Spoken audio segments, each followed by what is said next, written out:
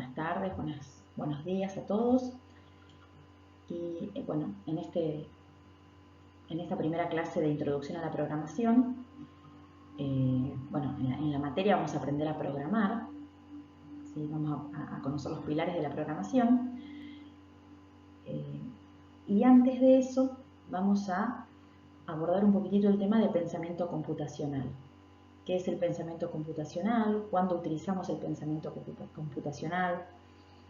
¿De qué trata el pensamiento computacional?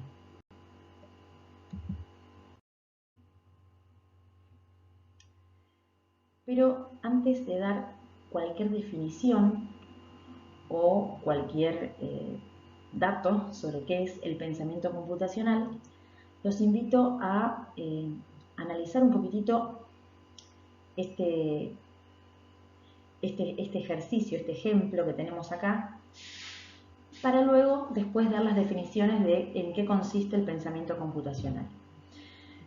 Fíjense lo que tenemos acá. Dice, ayudemos al ratón. Tenemos nuestro amigo, que es el ratón. Ha sido entrenado por científicos, se encuentra en una habitación y reconoce las siguientes acciones. D, I, B y S, que significan derecha, izquierda, bajar y subir, respectivamente. Entonces, dice, definamos el conjunto de instrucciones para que nuestro amigo el ratón pueda llegar al queso, ¿sí? Lo vemos que su casita está en esta celda. Estos comandos significa que el ratón se mueve en una sola posición, ya sea para la derecha, para la izquierda, para arriba o para abajo, y tiene que llegar a la celda donde está el queso. Por supuesto que se supone que después cuando llega se lo come, ¿no es cierto? Pero bueno, entonces, ¿qué es lo que podemos pensar en este ejemplo? ¿Cómo podríamos resolver o cuál sería el conjunto de acciones o de instrucciones que le tenemos que dar al ratón para que pueda lograr llegar a la celda donde está el queso? Bueno, a algunos se les puede ocurrir decir, bueno, yo le digo que vaya a la derecha, a la derecha, a la derecha, y luego abajo, abajo, o sea, D, bajar, o sea, B, ¿sí? 3D y 5B, ¿sí? Por supuesto que se tiene que poner instrucción a instrucción. D, B. Bien. Esa sería una opción válida. Llegamos a la meta. A otro compañero por ahí se le ocurre decir, bueno, B, luego D, perdón, y también es una opción válida. Por ahí a alguien se le ocurre, bueno, izquierda, abajo, abajo, abajo, abajo, abajo, derecha, derecha, derecha, derecha, abajo, y es otra opción válida, ¿sí? Entonces, ¿cuál sería el conjunto de acciones que van a ayudar al ratón a encontrar su queso? Las que yo nombré, si es que dije bien la cantidad de celdas, ¿no? Pero todas las que nombré son válidas, ¿sí?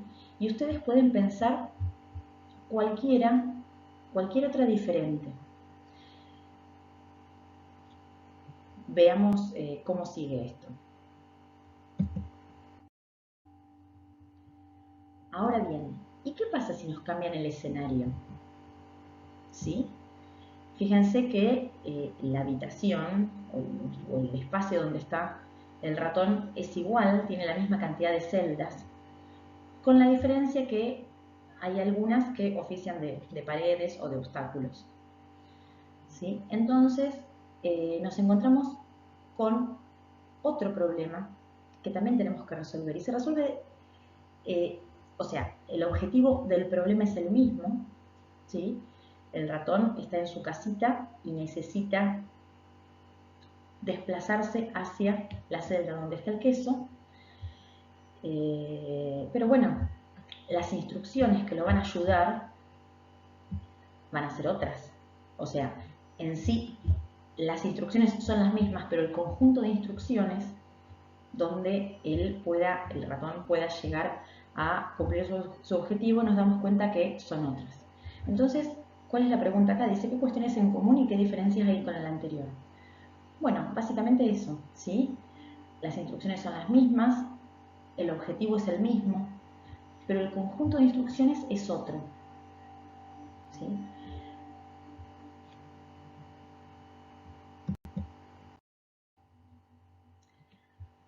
Ahora bien, con este ejemplo que vimos, que espero que les haya quedado claro, que en realidad es como bastante fácil de abordar, ¿no es cierto?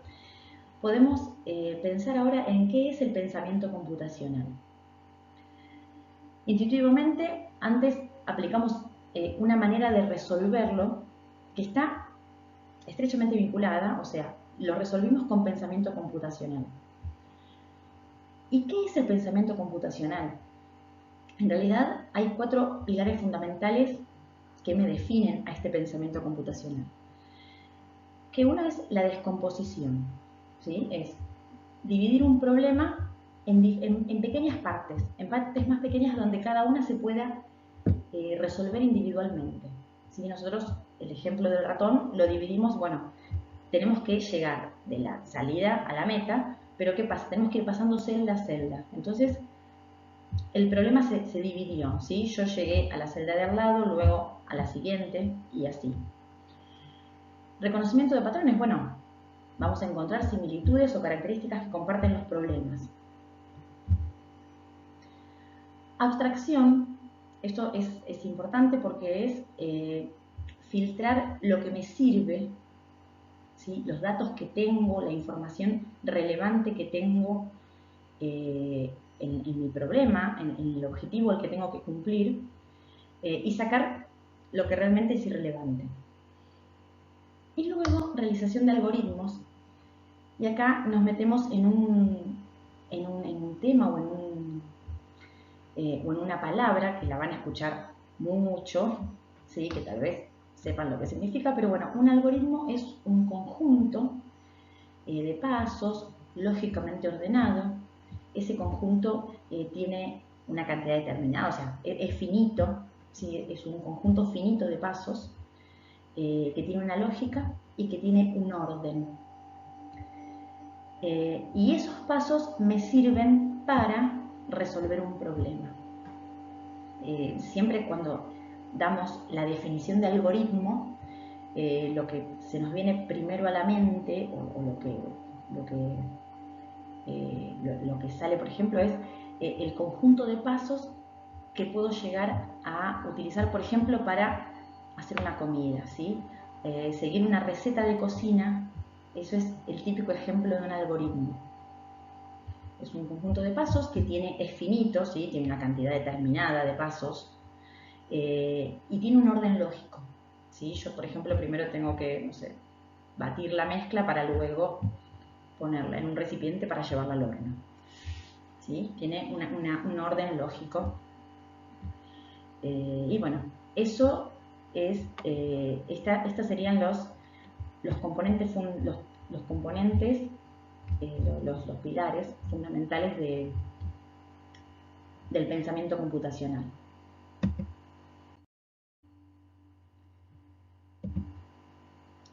Entonces, acá sale la definición. ¿Qué es el pensamiento computacional? Es el proceso que me permite formular y resolver problemas, cualquier tipo de problema, ¿sí? Problemas que nos rodean, cualquier tipo de problema. Y utilizo habilidades y técnicas que ya conozco o que debo aprender, ¿sí? Para llegar a esa solución. Eso es la definición del pensamiento computacional. Entonces, para obtener ese pensamiento computacional, tengo que identificar, representar, analizar y organizar la información. Puedo implementar posibles soluciones para resolver un resultado satisfactorio.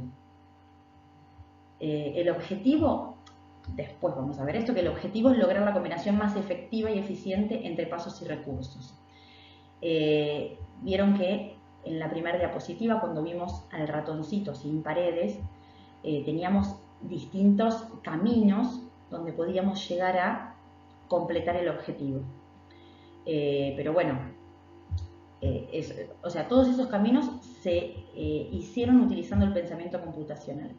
Ahora bien, el camino más corto o que menos tiempo me lleva sería la combinación más efectiva y eficiente entre pasos y recursos.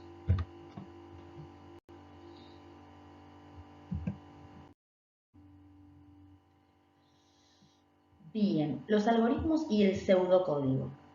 Recién nombramos lo que es un algoritmo, que bueno, dijimos que era el conjunto de pasos lógicamente ordenados, que me sirve para resolver el problema. Y este algoritmo yo podría representarlo en pseudocódigo. ¿Qué es el pseudocódigo? Es la forma de representar estos algoritmos utilizando un lenguaje informal, pero con una estructura que se puede asemejar o que puede llegar a seguir algún paradigma más bien parecido a un código de programación. Permite expresar la lógica y la estructura de un algoritmo de manera clara y concisa, sin tener en cuenta la sintaxis específica de un lenguaje de programación. Pero bien, yo este algoritmo, que al principio lo pienso y enumero los pasos que debiera hacer para resolver mi problema, luego lo escribo en pseudocódigo, o sea, utilizando un lenguaje también informal, pero que coincida con ciertas estructuras que voy a necesitar para escribir en algún lenguaje de programación.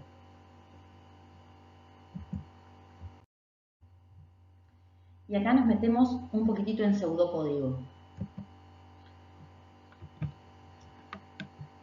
¿Qué es el pseudocódigo? El pseudocódigo es el conjunto de instrucciones que luego voy a poder traducir directamente, voy a poder traducir su sintaxis a un lenguaje computacional, a un lenguaje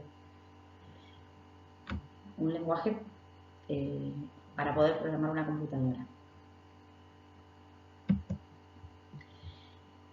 Y acá vamos a abordar las primeras instrucciones que vamos a usar siempre en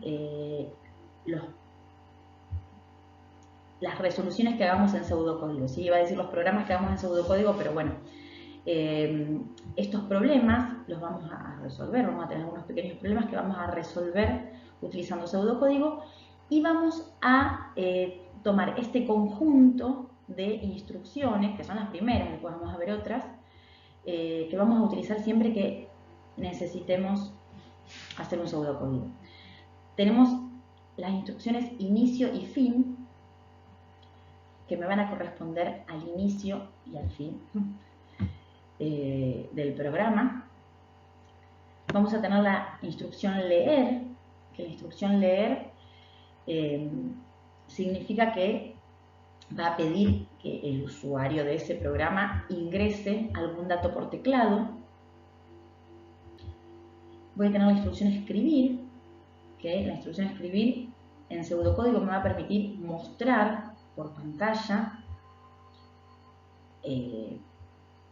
un mensaje o algo o algún valor que yo quiera mostrar. Y luego tengo el símbolo igual, que significa asignación, que acá tenemos un ejemplo, por ejemplo, que A toma el valor 5. Ese es un ejemplo.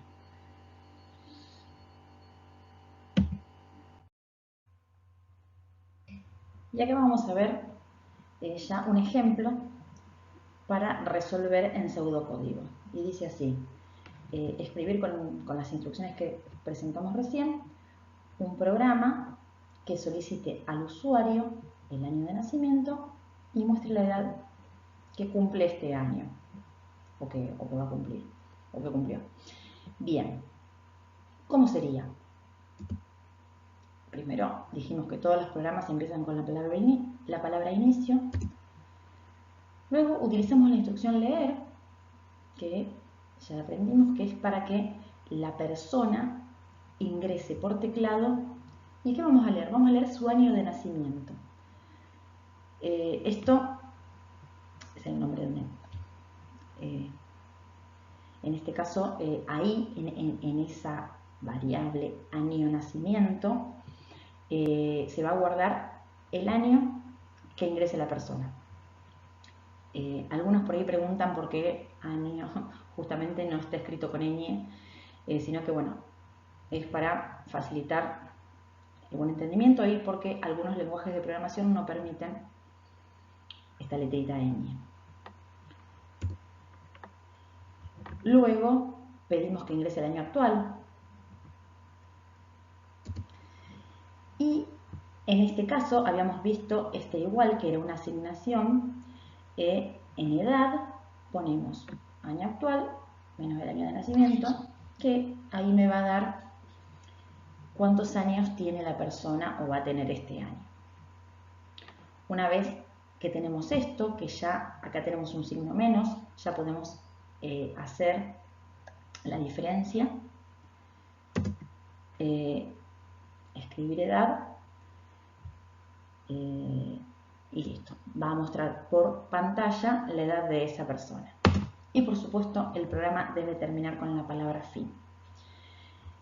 Esto que ven acá es que la palabra inicio y la palabra fin están al margen y el resto del texto está adentro. Eso se llama indentación y es una manera de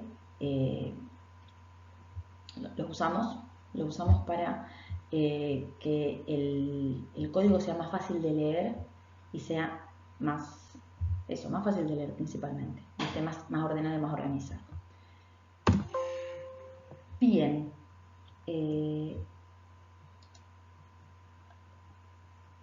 llegamos a la última diapositiva.